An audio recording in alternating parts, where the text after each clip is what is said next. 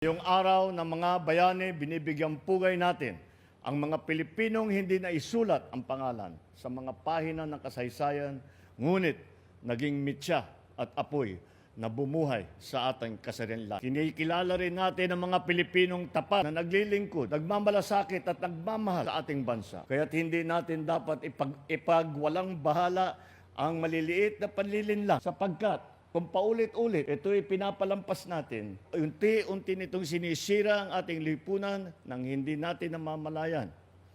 Bilang Pilipino, may pananagutan tayo sa ating bansa na maging mas mapanuri sa mga mali. Na isiwalat ang panluloko at panindigan ang alam nating tama kahit hindi ito madali. At sa hangaring ito ang pangako ng inyong pamahalaan. Hindi namin kayo iiwan. Pananagutin namin ang lahat ng sangkot sa anomalya at katiwalian. Ilalabas natin ang buo at pawang katotohanan at titiyakin natin hindi na mauulit ang kawalan ng respeto at malasakit sa taong bayan. Kaya't magtulong-tulong tayo upang labanan ng korupsyon, labanan ng pag-aabuso sa tungkulin, labanan ang pagyurak sa ating karapatan. Sapagkat lamang ang paraan upang matamasa natin ang mas maunlad, mas makatarungan at mas matatag na bagong Pilipinas.